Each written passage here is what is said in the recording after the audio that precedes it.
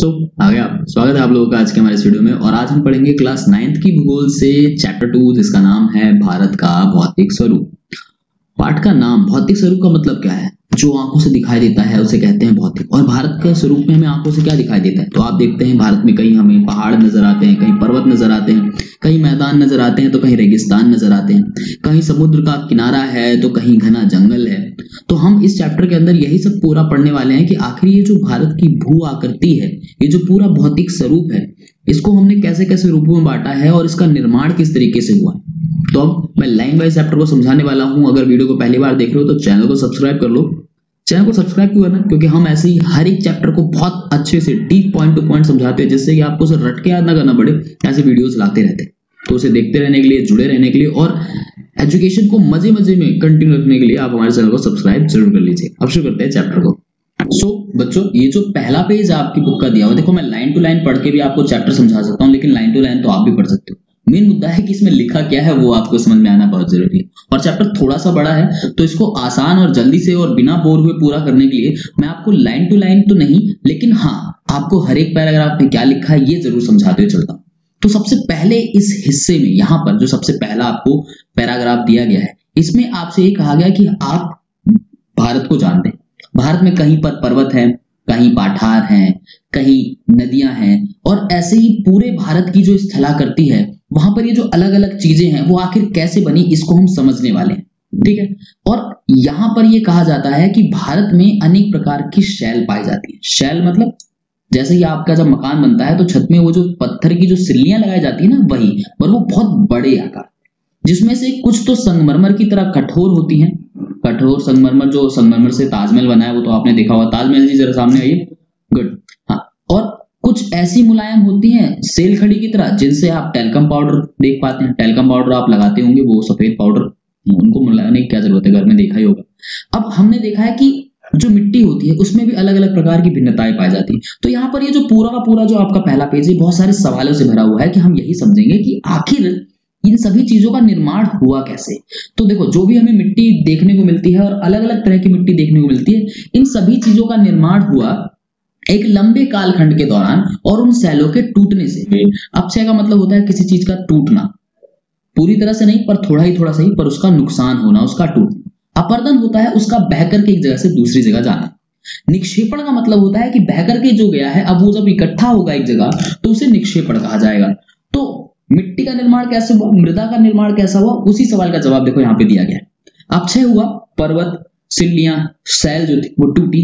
अपर्दन, बहकर के गई किसी कारण से, और उसके बाद जाकर जमा हुई और निर्माण हुआ मिट्टी का। और इसी प्रकार से बने ये उच्चावाच। उच्चावाच का मतलब क्या? जो जमीन हमें ऊंची नीची दिखाई देती है उसी को कहा गया है उच्चावाच। अब देखो, कोई हिस्सा है पर्वत का, उसका एक हिस्सा जो है टूट टूट के लगातार बह रहा है तो वो नीचा हो जाएगा, पर दूसरे वाला नहीं तो ऊंचा रहेगा। तो ऐसे क्या हो, ऊंची नीची जमीन बनेगी, यही है उच्चावाच। उसके बाद यहाँ पर क्या है, यहाँ पर आपको एक सिद्धांत बताया गया है। सिद्धांत कौन सा सिद्धांत है? प्लेट विवर्तनिक का सिद्धांत। अब इस सिद्धांत में हम क्या समझने वाले हैं? इस सिद्धांत में यह कहा गया कि पृथ्वी की जो सबसे ऊपरी सतह है जिसपे हम सब रहते हैं और हम देखते हैं, ये 7 बड़ी प्लेटों से मिलकर के बनी है। ये प्लेट खाने वाली प्लेट नहीं है, एक बात अच्छे से समझ लीजिए। ये प्लेट कितनी बड़ी है आप इस मैप से समझिए। 7 प्लेटों की बात हुई। देखिए, एक यहाँ पर आपको यूरेशियन प्लेट दिख रही है, एक आपको इंडो ऑस्ट्रेलियन प्लेट दिख रही है, ये एक आपको अफ्रीकी प्लेट नजर आ रही है, ये आपको दक्षिण अमेरिकी प्लेट नजर आ रही है, ये उत्तर अमेरिकी प्लेट नजर आ रही है, ये प्रशांत महासागरीय प्लेट नजर आ रही है, और ये अंटार्कटिक प्लेट भी नजर आपको आ रही है। ठीक है। तो ये 7 बड़ी प्लेटों से देखो मिलकर के पूरी दुनिया की जो ऊपरी प्रॉपर्टी है ये बनी है। अब इन प्लेटों की गति के कारण अंदर पृथ्वी के ऊपर नीचे जो है अलग अलग क्रियाएं होती हैं, जिसके कारण हमें वलन, ज्वालामुखी और भ्रंशीकरण देखने को मिलते हैं। अब ये जो प्लेटों की गतियां हैं वो 3 प्रकार की होती है।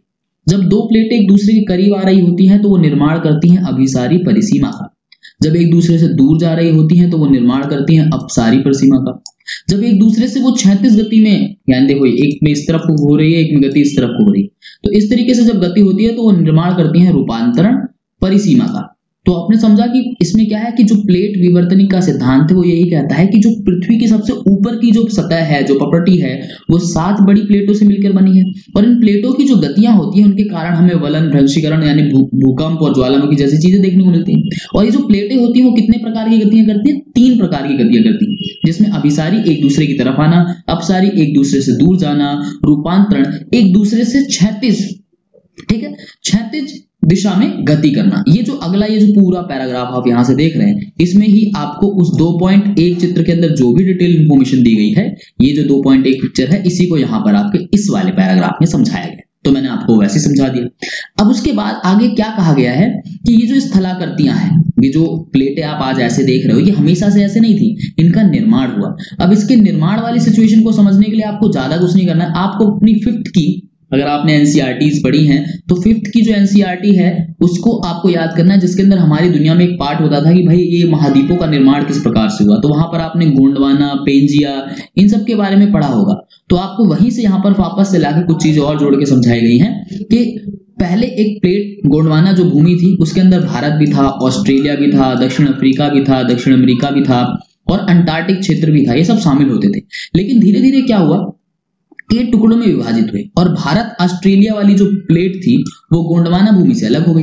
ये देखो इंडो ऑस्ट्रेलियन जो प्लेट है उसी को भारत ऑस्ट्रेलिया प्लेट, एक ही चीज, मतलब एक बार हिंदी में बोल दो, एक बार अंग्रेजी में बोल दो, 2 अलग नाम ले लिए गए बट एक ही बात हो रही है। ये जो है ना, ये दोनों एक ही वर्ड है, तो आपको समझ जाना है। तो गोंडवाना भूमि से अलग हुआ और अलग होने के बाद उत्तर की दिशा में बढ़ने लगा। तो आप हमेशा याद रखिए, जब भी कभी आप वर्ल्ड का मैप देखो तो हमेशा इस तरफ ये ईस्ट होता है, इधर वेस्ट होता है, ऊपर नॉर्थ होता है और नीचे साउथ होता है। पहले ही लिख दिया था, ठीक है। तो उत्तर की ओर बढ़ा, देखो यानी इस तरफ बढ़ा। अभी भी आप इन प्लेट को देखोगे, जो इंडो ऑस्ट्रेलियन प्लेट है, इसमें जो एरो देखोगे, देखो ये जो एरो दिख रहा है, कोई तीर सा निशान, ये प्लेट की गति को दिखाता है कि प्लेट किस दिशा में गति कर रही है। देखो यहाँ पे लिखा है ना प्लेट की गति की दिशा, तो ये एरो ऐसे बना हुआ है ऊपर, यहाँ पे भी एक एरो ऐसे बना हुआ है, तो इस तरफ को गति कर रही है। वही वहां पे लिखा गया है कि उत्तर की दिशा में प्रभावित होने लगी और होते होते आके टकराई यूरेशियन प्लेट से। अब यूरेशियन प्लेट कहां, देखो ये इतनी बड़ी आपकी यूरेशियन प्लेट है, इससे आके टकरा गई हमारी कौन सी, इंडो ऑस्ट्रेलियन प्लेट। अब दो चीजें जब आपस में टकराती है तो क्या होता है, ऐसे दोनों टकराएंगी। अगर जैसे रेलगाड़ियां आपने कभी देखी हो, दो टकराई हो तो ऐसे एक दूसरे के ऊपर की ओर चढ़ने को लग जाती है ना, ऐसे ऊपर की ओर उठ जाती। सो ऐसे ही क्या हुआ, यहां पर भी ऊपर की ओर उठने लगी। तो नीचे की जो जमीन थी उसको कहा जाता था ठैतिस, ठीक है, टैथिस, ओके। ये ऊपर की ओर उठी, इसके नीचे का जो चट्टाने थी, जो वलित थी, वो चीजें ऊपर उठकर आई और निर्माण हुआ हिमालय पर्वत श्रृंखला का, जिसको आज हम कहते हैं पर्वतीय श्रृंखला के रूप में विकसित हो गई। अगर आप इसको समझना चाहते हैं तो ये देखिए, ये टकराई जब, तो ये जो हिस्सा हमें नजर आ रहा है, इस पूरे का निर्माण हुआ। देख पा रहे हैं इसको आप, ये देखो, ये यहां से लेकर के यहां तक, ठीक है, ये पूरे के पूरे हिमालय का निर्माण, देखिए, ओके। तो वही वहां पे आपको लिखा हुआ समझाया गया। उसके बाद आगे देखते हैं, आगे आपके में क्या है, 33 के हिमालय के रूप में ऊपर उठने के कारण क्या हुआ। जब ये हिमालय के रूप में इधर का हिस्सा ऊपर उठा तो नीचे का जो हिस्सा था वो नीचे धंसा और उसके कारण एक बहुत बड़ी द्रोणी बनी। अब ये द्रोणी अगर आपको शब्द नहीं समझ में आ रहा तो घबराइए नहीं, अगला चैप्टर जब स्टार्ट होगा तो आपको बहुत अच्छे से सारी चीजें क्लियर होंगी। अभी आप टेंशन मत लीजिए, बस समझते चलिए। अब इसके कारण क्या हुआ, ये धसी हुई जो जमीन थी, धीरे धीरे समय बीता, पर्वत में जो नदियां निकली और जो प्रायद्वीपीय पठार हैं, यहां से बहने वाली नदियों के द्वारा जो अवसादी निक्षेपण आया। अवसादी निक्षेपण क्या होता है, नदियां जब बहती है ना तो अपने साथ बहुत सारी मिट्टी और चीजों को बहा के लाती हैं और लाके छोड़ देती है नीचे के क्षेत्र में। तो जब वो यहाँ पर लाके छोड़ती गई तो धीरे धीरे यही जो हिस्सा है वो विकसित हुआ और बाद में चल के उत्तर का मैदान कहलाया। अब उत्तर का मैदान क्या है ये देख लीजिए, देखिए ये लिखा है ना, उत्तरी मैदान, ये हिस्सा। और नदियां देखो, ये नदियां ही नदियां बह रही हैं, यहाँ से भी नदियां हैं, यहाँ से भी नदियां, देखो इधर से भी नदियां हैं, ये सब नदियां अपने साथ बहा के लाई, इस हिस्से पे इन्होंने छोड़ा। तो यहाँ पर क्या बना, ये जो हिस्सा है ये बनता गया आपका उत्तरी मैदान। और मैं आपको बता दूं ये सबसे उपजाऊ क्षेत्र है हमारे भारत का, पंजाब, हरियाणा, यहाँ पर ये उत्तर प्रदेश, बिहार, ये सब उपजाऊ जमीन है। सो ऐसे ही निर्माण हुआ उत्तर के मैदान का। तो आपको समझ में आया उत्तर के मैदान का निर्माण कैसे हुआ। जब हिमालय बना तो हिमालय के कारण जब ऊपर को उठ गई 33 भूमि तो हिमालय बन गया, लेकिन जो नीचे को धस गया वो द्रोणी बन गई। अब इसके कारण क्या हुआ, जब नदियों का जो निक्षेपण बना, जो नदियां अपने साथ बहा के लाई वहां छोड़ती गई और धीरे धीरे यह हिस्सा फैल करके उत्तरी मैदान के रूप में विकसित हो गया। तो यहाँ तक का चैप्टर हो गया कंप्लीट। अब आगे बढ़ते हैं, आगे देखिए क्या है। अब एक और पैराग्राफ बच गया है। अब इसमें देखो क्या चीजें हैं। तो अब यहाँ पर यही बताया गया फिर से कि भाई ऊपर हिमालय है, नीचे उत्तरी मैदान है। मतलब इस पैराग्राफ में ज्यादा कुछ खास नहीं है जिसको आप अच्छे से समझे, ठीक है। अब इसके बाद मेन हिस्सा इस चैप्टर का स्टार्ट होता है, वो है कि मुख्य भौगोलिक वितरण। वितरण माने होता है बंटवारा, बांटना। तो भारत को जो हम पूरे के पूरे भारत को देखते हैं, ये जो आपको हमारा ये पूरा भारत नजर आ रहा है, आपके इस चैप्टर में इसको समझाने के लिए कुछ हिस्सों में बांट दिया गया। आप जैसे यहाँ पे नंबर देख रहे होंगे 1, उसके बाद ये 2, 3, 4, 5, 6, तो ऐसे करके जो बांटा गया, अब हम इसी को समझने वाले हैं कि इसको किस आधार पर बांटा गया, ठीक है। तो देखिए भारत की भौगोलिक आकृतियों को निम्नलिखित वर्गों में विभाजित किया गया। चित्र 2.4। अब चित्र 2.4 नीचे मैं जो दिखा रहा हूं ये है आपका चित्र, देखो 2.4, ये नंबर डाले। अब देख लेते हैं किन किन भागों में बांटा गया। तो सबसे पहले भारत को बांटा गया हिमालय पर्वत श्रृंखला, जो कि आप सभी को पता है, बिल्कुल आसान सी चीज है। हिमालय पर्वत श्रृंखला आप सभी जानते हैं, ये देख लीजिए, ये है हमारी पूरी की पूरी हिमालय पर्वत श्रृंखला। ओके, पहला हिस्सा हो गया। दूसरा क्या है, उत्तरी मैदान। अभी मैं आपको बता चुका हूं, हिमालय के जस्ट नीचे जब आप देखते हैं, ठीक है, हिमालय के जस्ट नीचे देखो ये है उत्तरी मैदान। तो देखो ये एक पे क्या, 1 नंबर पे है हिमालय, तो 1 नंबर डाला हुआ है। देखा पहले नंबर पे क्या लिखा हुआ है, हिमालय पर्वत श्रृंखला, तो नंबर डाला 1। दूसरे पे क्या लिखा हुआ है, उत्तरी मैदान, नंबर डाला 2। तो अब तीसरा वहां पढ़ने की जरूरत है, तीसरा यहीं पढ़ लेते हैं। क्या लिखा है, दक्कन पठार। वहां देख लेते क्या लिखा है, प्रायद्वीपीय पठार। अब यहाँ पे और वहां पे नाम में फर्क है, कंफ्यूज मत होइए बिल्कुल भी, कोई बात नहीं, पठार याद रखिए, प्रायद्वीपीय को तिल लेने जाने दीजिए। अगला क्या है, भारतीय मरुस्थल, चौथा नंबर। यहाँ देखिए भारतीय मरुस्थल। अगला देखिए तटीय मैदान, तटीय मैदान यानी कि नंबर 5, ये इधर भी है और इधर भी है, क्योंकि तट क्यों होता है, तट जो समुद्र से लगता है वो तट है। तो भारत का सिर्फ इधर इधर से समुद्र थोड़ी लगता है, इधर भी समुद्र से लगता है, तो तट इसलिए दोनों तरफ कहा गया। तो 5 नंबर इधर भी है, 5 नंबर इधर भी है। इधर वाले को पश्चिमी घाट कहा गया, इधर वाले को पूर्वी घाट कहा गया। क्यों कहा गया, क्योंकि मैं आपको बार बार बता चुका हूं, जब भी कोई आप मैप देखते हैं तो हमेशा याद रखना होता है कि उसके इस तरफ में पूर्व होता है, ठीक है, इस तरफ में वेस्ट होता है यानी कि पश्चिम होता है। तो इसीलिए इधर पश्चिमी घाट है, इधर पूर्वी घाट है। हो गया आसान से क्लियर। अगला क्या है, द्वीप समूह, छठा नंबर। तो छठा नंबर देखिए कहां, छठा नंबर यहाँ है, ये रहे भारत के द्वीप समूह, लक्षद्वीप और अंडमान निकोबार। अब आपको अगर इनके बारे में कुछ डिटेल में कमी है, थोड़ी बहुत सी भी कमी है, कोई बात नहीं, हमारी चाहिए, पहले चैप्टर की वीडियो देखिए, आपको सब कुछ समझ में आ जाएगा। ओके, अब हम कहानी को बढ़ाते हैं आगे। तो भारत को बांटा गया है 6 हिस्से में, जिसमें हिमालय की पर्वत श्रृंखला है, उत्तरी मैदान है, प्रायद्वीपीय पठार है, भारतीय मरुस्थल है, तटीय मैदान है और द्वीप समूह। अब पूरे के पूरे चैप्टर में हम इन 6 हिस्सों को बहुत अच्छे से समझने वाले हैं, हर किसी की विशेषता जानने वाले हैं, कुछ खास खास बातें जो आपको याद रखनी, मैं हूं ना साथ के साथ बताता चलूंगा, डोंट वरी। अभी तक वीडियो को लाइक नहीं किया है तो लाइक का बटन दबा दो। और क्या चाहते हो, इतनी देर से लगातार बोल रहा हूं, ऐसे ही बोलता रहूंगा, हर एक चीज अच्छे समझाता रहूंगा, तो मेरे लिए एक लाइक तो बनता ही है, तो दबा दो बिना कहे। और चैनल को सब्सक्राइब नहीं किया तो वो भी कर लो, क्यों करना है पता ही है। तो चलो आगे बढ़ते हैं। अब सबसे पहले शुरू हो रहा है हिमालय पर्वत से। तो भारत का उत्तरी सीमा पर विस्तृत हिमालय भूगर्भीय रूप से युवा बनावट के दृष्टिकोण से वलित पर्वत श्रृंखला है। देखो इतना दिमाग बिल्कुल मतलब फालतू की बातों को तुरंत साइड कर देना चाहिए। आगे देखते हैं। ये पर्वत श्रृंखलाएं पश्चिम पूर्व दिशा में सिंधु से लेकर ब्रह्मपुत्र तक फैली। तो इस चीज को समझ लेते हैं। सिंधु कहाँ है, ये है यहाँ से सिंधु, ठीक है, देखो सिंधु नदी बहती है, ये सिंधु इलाका है, ठीक है, और यहां से लेके यहां तक फैला है। तो यहाँ देखो ये रही ब्रह्मपुत्र नदी, तो यहां तक फैला हुआ है। ये पूरे हिस्से को हम क्या कहते हैं, हिमालय। देखो लिखा है ही मा ल य प र वत, तो ऐसे देखो पूरे में लिख दिया ना, तो आपको ऐसे समझ जाना है पूरा का पूरा हिमालय है। इसमें यहाँ पे लिखकर बता दिया कहां से कहां तक फैला हुआ है। तो आप याद रख सकते हैं कि भाई सिंध से लेकर ब्रह्मपुत्र तक फैली है हिमालय की पर्वत श्रृंखला। हिमालय विश्व की सबसे ऊंची पर्वत श्रेणी है। अब जब कोई चीज टकरा के बनेगी तो वो तो ऊंची बनेगी, फोड़ा थोड़ी निकला है, ठीक है ना, ये तो मारा गया है। जैसे सर में मारोगे तो ज्यादा मोटा सूझेगा, और अपने आप फोड़ा निकलेगा तो इतना बड़ा फोड़ा थोड़ी ना निकलेगा। तो ये तो ठोकने के बाद ऊपर को उठा है तो बड़ा तो होगा ही ना। अब इसका देखिए कितना ऊंचाई है, इसकी 2400 किलोमीटर की लंबाई तक फैले इस अर्धवृत्त का निर्माण करते। अर्धवृत्त कैसे होता है, देखो वृत्त तो होता है पूरा गोल, अर्धवृत्त मतलब उसका आधा। अभी हिमालय को इसको देखिए जरा, ऐसा ही है कि नहीं है, हाँ, तो पूरा अर्धवृत्त है। और इसकी टोटल लंबाई कितनी है, 2400 किलोमीटर, यानी यहां से लेकर के यहां तक की जो कुल लंबाई है वो है 2400 किलोमीटर, यानी 2400 किलोमीटर आपको याद रखनी है। अर्धवृत्त का निर्माण करते हैं। अर्धवृत्त मैं आपको समझा चुका हूं। इसकी चौड़ाई कश्मीर में 400 किलोमीटर है। कश्मीर कहाँ है? ये यहाँ की जो चौड़ाई है वो 400 किलोमीटर है। और अरुणाचल प्रदेश को यहाँ पर ज्यादा चौड़ा दिख रहा है, यहाँ पे कम दिख रहा है, तो आप ऐसे समझ जाओ यहाँ तो 400 किलोमीटर चौड़ा है और यहाँ आके सिर्फ 150 किलोमीटर ही चौड़ा रह जाता है। पश्चिम, ओके, अरे हाँ ये रहा। पश्चिम भाग की अपेक्षा पूर्व की ऊंचाई में अधिक विविधता पाई जाती है। अब पश्चिम पूर्व में फिर कंफ्यूज होंगे हम, है ना, हम बताते हैं इधर पूर्व है, बार बार बता चुके हैं, इधर पूर्व है तो इधर पश्चिम है यानी वेस्ट है। अब इधर के जो पर्वत हैं वो उतने ऊंचे नीचे नहीं है जितने इधर के, यही यहाँ पे लिखा गया है। विविधता पाई जाती, ज्यादा ऊंचे नीचे पर्वत जो है वो इसी जगह पर पाए जाते हैं, इस जगह पर। आगे देखिए क्या लिखा है। अपने पूरे देशांतरीय विस्तार के साथ हिमालय को 3 भागों में हम बांट सकते हैं। ठीक है, ये जो पूरा इसका विस्तार है इसको हम 3 हिस्से में बांट सकते हैं। अब वो 3 हिस्से कौन से हैं ये ढूंढने की कोशिश करते हैं। इन श्रृंखलाओं के बीच बहुत अधिक संख्या में घाटियां पाई जाती हैं। सबसे उत्तर के भाग में स्थित श्रृंखला को महान या आंतरिक हिमालय या फिर हिमाद्री कहते हैं। ठीक है, तो आपको याद रखना है ये पूरा का पूरा। देखिए सबसे पहला भाग जो है, ठीक है, सबसे उत्तरी भाग, इसको क्या कहा जाता है? हिमालय या हिमाद्री कहते हैं। सबसे अधिक यहाँ पर सतत श्रृंखला है और जिसमें 6000 मीटर की औसत ऊंचाई वाले सर्वाधिक ऊंचे शिखर हैं। देखो यहाँ पर कुछ ऐसे ही पर्वत और शिखरों के नाम दिए गए।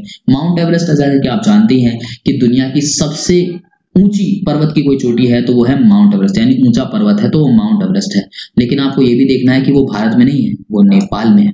और दूसरा है कंचनजुंगा, जो कि दूसरा सबसे ऊंचा है, पर वो कहाँ है? भारत में। और दोनों के बीच में फर्क भी आप देख सकते हैं। ओके, तो हिमालय को जो 3 भागों में बांटने की बात हुई है, वापस उस वाले पॉइंट पे चलते हैं कि हम 3 भागों में बांट सकते हैं। सबसे पहले वाले को हिमाद्री कहते हैं, आपको याद रखना है। ठीक है, और इसमें जो है 6000 मीटर से अधिक ऊंचाई वाले पर्वत ही आते हैं, ये भी याद रखना है। महान हिमालय के विलय की प्रकृति जो है वो असममित है। हिमालय के इस भाग को क्रोड ग्रेनाइट से बना हुआ है, तो ये भी याद रखना। हिमालय का ये जो हिस्सा है वो किससे बना है? क्रोड ग्रेनाइट। ग्रेनाइट आपको पता है सबसे ठोस होता है। ठीक है, यह श्रृंखला हमेशा बर्फ से ढकी रहती है तथा इसे बहुत सी हिमानियों का प्रवाह होता है। हिमानियों का मतलब क्या है? हिमानिया मतलब हिमालय से बहने वाली नदियों की बात हो रही है। ठीक है, महान हिमालय में पाई जाने वाली हिमानियों तथा दर्रों के नाम आपको यहाँ पे ज्ञात करने के लिए कहे हैं, कर लेना। अभी हम फालतू का काम नहीं फैलाएंगे, वैसे ही चैप्टर इतना बड़ा है। हिमाद्री के दक्षिण में स्थित श्रृंखला सबसे अधिक असम है, वह हिमाचल या निम्न हिमालय के नाम से जानी जाती है। देखो अब दूसरा आ गया है, हिमाचल या निम्न हिमालय। कहां पर जाना है? आपको जाना है असम। अब असम में जाने के लिए आप कहां जाएंगे? इधर है आपका असम, ये। ठीक है, तो यहाँ पर जो है ऊपर वाला हिमाद्री था, ये देखो यहाँ हिमाद्री पढ़ के आ गए। अब नीचे वाले में क्या कहा गया है? हिमाचल कहा गया है। इन श्रृंखलाओं का निर्माण मुख्यतः अधिक संपीड़ित और परिवर्तित शैल से हुआ है। इनकी ऊंचाई 3700 से 4500 मीटर होती है। जो हिमाद्री है वहां पर 6000 मीटर की औसत ऊंचाई वाले पर्वत हैं और यहाँ पर 3.5 से 4.5 वाले। ठीक, इनकी औसत चौड़ाई 50 किलोमीटर है। वहां पर चौड़ाई का कोई जिक्र नहीं था, पर यहाँ चौड़ाई का भी जिक्र कर दिया कि जो इनकी चौड़ाई है वो 50 किलोमीटर है। जबकि पीर पंजाल श्रृंखला सबसे लंबी, सबसे महत्वपूर्ण श्रृंखला है। धौलाधर एवं महाभारत श्रृंखलाएं भी महत्वपूर्ण हैं। इन श्रृंखलाओं में कश्मीर की घाटी तथा हिमाचल के कांगड़ा, कुल्लू की घाटियां स्थित हैं। इस क्षेत्र को पहाड़ी नगरों के लिए जाना जाता है। पहाड़ी नगरों के लिए किस जगह को जाना जाता है? याद रखना है आपको, हिमाचल में कांगड़ा। आपने कांगड़ा देवी भी सुना होगा, और कुल्लू मनाली तो आपको पता ही है, गानों में भी फेमस है। तो आप इससे याद रख सकते हैं कि पहाड़ों का नगर किसको कहता है? कुल्लू मनाली। गाना गा लो, अरे छोड़ो, मुझे आता ही नहीं। और कांगड़ा देवी का मंदिर आपने सुना ही होगा। ओके, और नाम की रही बात, तो नाम ढूंढना चाहें तो आप मैप को उठा के लेके बैठ सकते हैं और नाम भी ढूंढने के प्रयास कर सकते हैं। फिलहाल आपके पास जो यहाँ पे मैप दिए गए हैं उसके अंदर आपको इन सबके नाम नहीं दिए गए। बाकी कुछ श्रेणी वगैरह आप देखना चाहें तो देखो यहाँ पे है कैलाश श्रेणी, और जूम करके आप इन सब जगहों को देख सकते हैं। रही पर्वत श्रृंखलाओं की बात, तो देखो ये रही माउंट एवरेस्ट और ये रही आपकी कंचनजंगा। ओके, सो अब आगे बढ़ते हैं। तो अभी तक हमने क्या समझ लिया भाई? हिमालय को जो 3 भागों में बांटते हैं, तो हिमाद्री भी आ गया, हिमाद्री के बाद जो है हिमाचल और हिमालय भी आ गया, और उसके बाद जो है पहाड़ी नगर वाला हिस्सा भी आ गया। कश्मीर की घाटी जहाँ पे आतंकवाद बड़ा फेमस रहता है, आप वहां से याद रख सकते हैं। उसके बाद आगे क्या है? हिमालय की सबसे बाहरी श्रृंखला को शिवालिक कहा जाता है। ठीक है, तीसरी टाइप वाली ये आ गई। देखो पहली हमने पढ़ी हिमाद्री, दूसरी वाली आ गई हिमाचल वाली, और तीसरी आ गई सबसे बाहरी शिवालिक वाली। इनकी चौड़ाई 10 से 50 किलोमीटर होती है तथा इनकी ऊंचाई 900 से 1100 मीटर के बीच होती है। 3 है, शिवालिक हो गई, हिमाचल हो गई और हिमाद्री हो गई। याद रखना है आपको, ठीक है। एक हिमाद्री, 2 ये हिमाचल वाली हो गई। कुछ डिटेल अगर आप नोट बनाना चाहें तो वो बना सकते हैं। और तीसरी हमारी आ गई शिवालिक वाली। आगे बढ़ते हैं। ये श्रृंखलाएं उत्तर में स्थित हिमालय की श्रृंखलाओं से नदियों द्वारा लाई गई असंपीड़ित अवसादों से बनी है। ये घाटियां बजरी और जलोढ़ की मोटी परत से ढकी हुई हैं।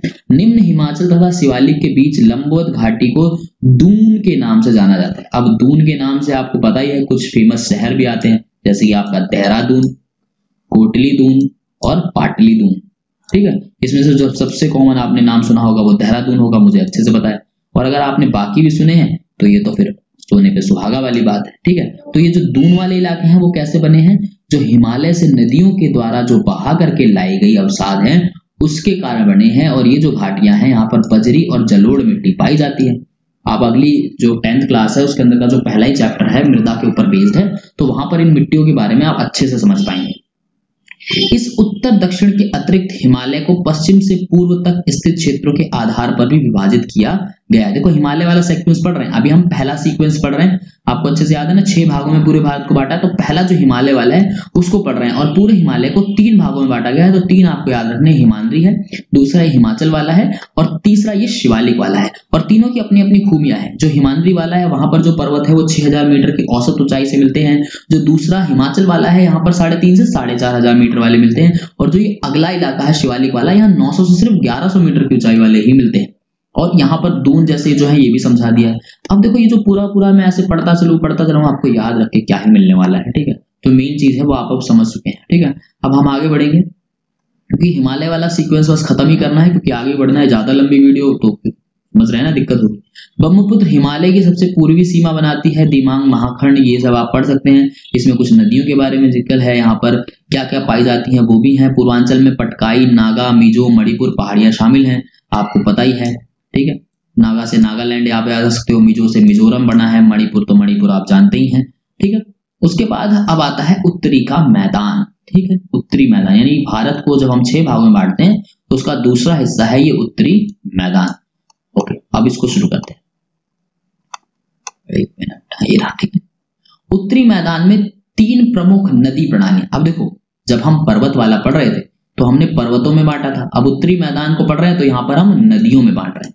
तो नदियों में क्या है? सिंधु, गंगा और ब्रह्मपुत्र, इनकी सहायक नदियों से मिलकर के बना है ये उत्तरी मैदान। यह मैदान जलोढ़ मृदा से बना है, ठीक है।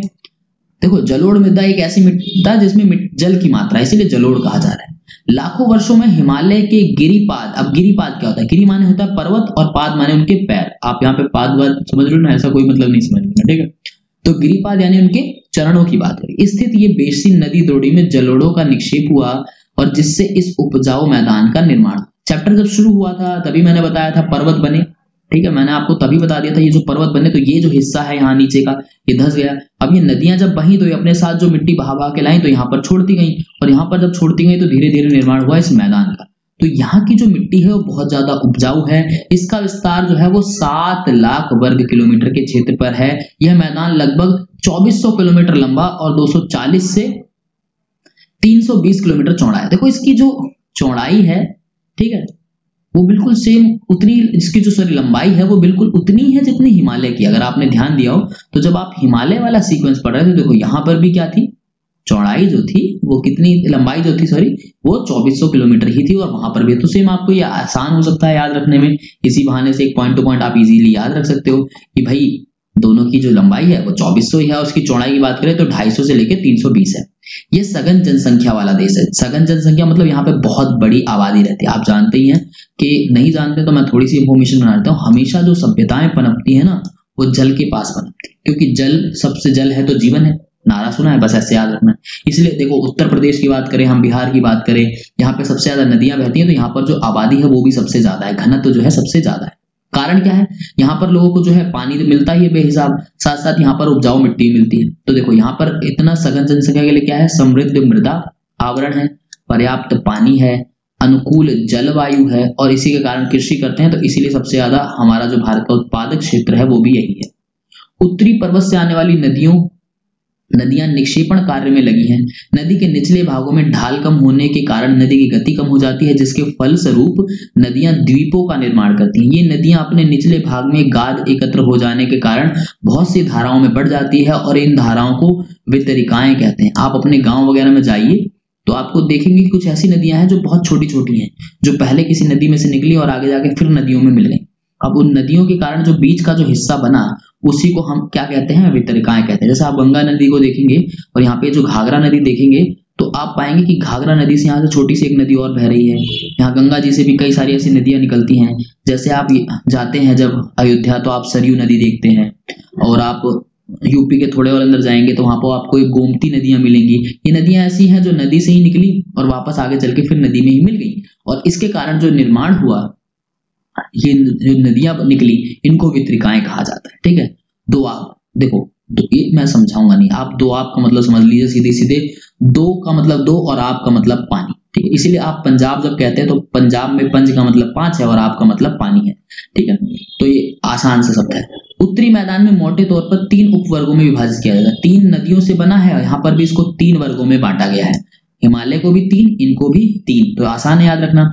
उत्तरी मैदान के पश्चिम भाग को पंजाब का मैदान कहते हैं। देखो, उत्तरी मैदान का पश्चिम भाग पंजाब का मैदान। तो मैप वाला हिस्सा देख लेते हैं। उत्तरी ये पूरा मैदान है। ठीक है, मैदान का जो पश्चिमी भाग है ये, ठीक है, क्योंकि आपको पता है इधर पूरब है, इधर पश्चिम है, और ये है हमारा हिस्सा। क्योंकि मैदान की बात हो रही है तो मैदान के हिसाब से पश्चिम है ये, तो इसे क्या कहा जा रहा है, इसको यहाँ पर उन्होंने नाम दिया, किसका नाम दिया, पंजाब का मैदान। सिंधु तथा इसकी सहायक नदियों द्वारा बनाए गए इस मैदान का बहुत बड़ा भाग जो है वो पाकिस्तान में स्थित है। मैं आपको बता दूं कि पंजाब हमारा बहुत बड़ा राज्य था, लेकिन जब बंटवारा हुआ तो बहुत बड़ा हिस्सा पंजाब का जो है पाकिस्तान में चला गया।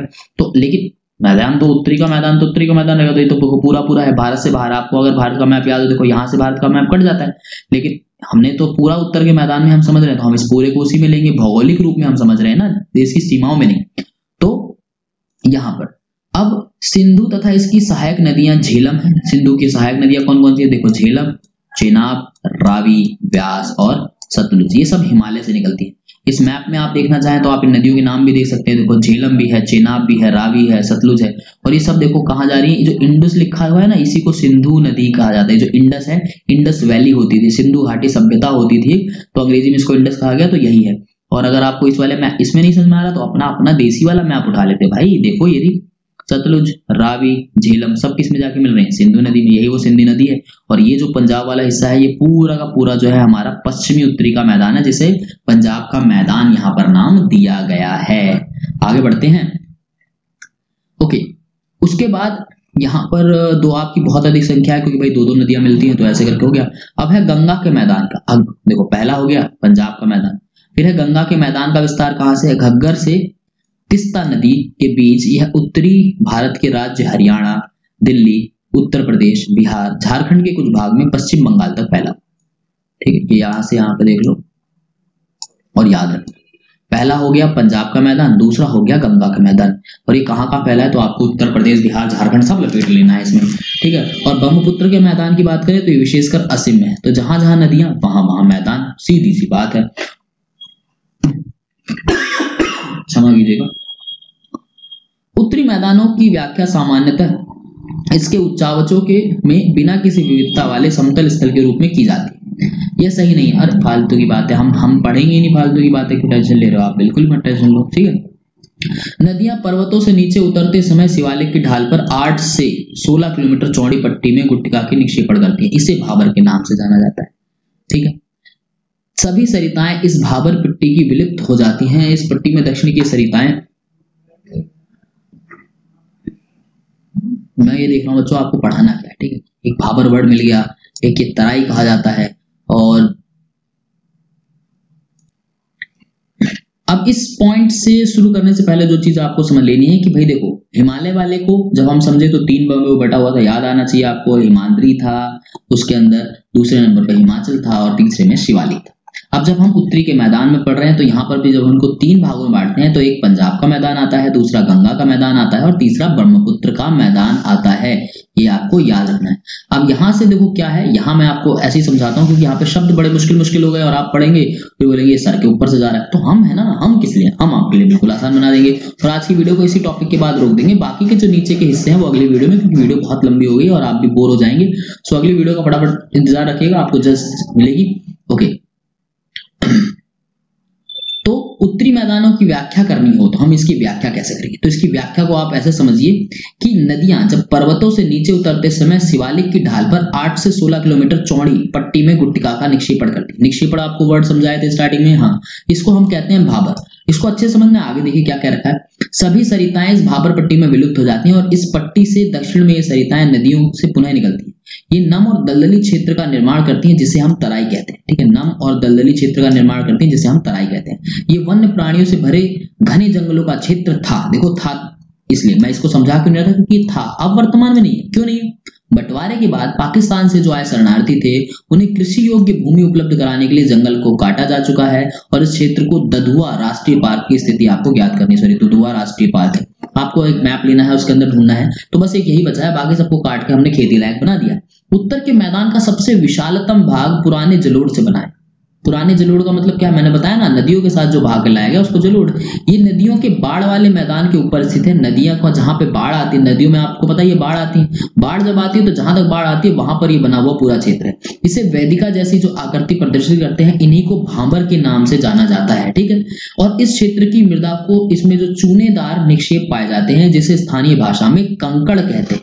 ठीक है, बाढ़ वाले मैदान के नए तथा युवा निक्षेपों को खादर कहा जाता है। ठीक है, याद रखना है, बाढ़ वाले मैदान के नए तथा युवा निक्षेपों को खादर, पेपर में होता है खादर क्या है, बांगर क्या है, जलोढ़ क्या है, ये सब आते हैं। तो आपको याद रखना है नदियों के बाढ़ वाले मैदान के ऊपर स्थित है जो वेदिका जैसी आकृति प्रदर्शित करते हैं जिन्हें भांबर कहते हैं, और बाढ़ वाले मैदान के जो नए निक्षेप होते हैं उन्हें खादर कहा जाता है। इनका लगभग प्रत्येक वर्ष पुनः निर्माण होता है। क्योंकि पुनः निर्माण क्यों? क्योंकि बाढ़ तो हर साल ही आती है, बाढ़ हर साल आएगी तो ऊपर की जो नई मिट्टी है वो फिर से ऊपर आ जाएगी, तो इससे कारण क्या होगा, वो मिट्टी और अधिक उपजाऊ होगी और यहाँ पर इसलिए गहन खेती की जाती है। अब अगर आप मैप में इन चीजों को समझना चाहते हैं तो मैप में देखिए, ये जो पूरा का पूरा हिस्सा है जहां पर नदियां ही नदियां बहती हैं, इन नदियों में हर साल ही बाढ़ आती है।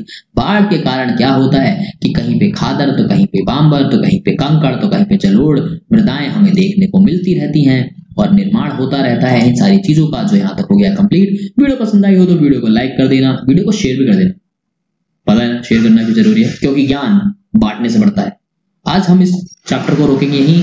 अब हम पढ़ चुके हैं, जरा देख लें कि हमने क्या क्या पढ़ लिया। तो हमने अभी पढ़ी है सिर्फ 2 चीजें स्टार्टिंग से। तो हमने पढ़ा है हिमालय की पर्वत श्रृंखला, उत्तर के मैदान, प्रायद्वीपीय पठार और नीचे जो है इन्हें हम फटाफट कंप्लीट करेंगे अगली वीडियो में। तो बस आप ज्यादा लंबी वीडियो से बोर ना होएं, तो वीडियो में अगर कुछ कमी लगी हो, कुछ ठीक करवाना चाहते हो तो जरा हमें कमेंट में जरूर बता देना। तो मैं मिलता हूँ जल्दी अगली वीडियो में, तब तक के लिए नमस्कार।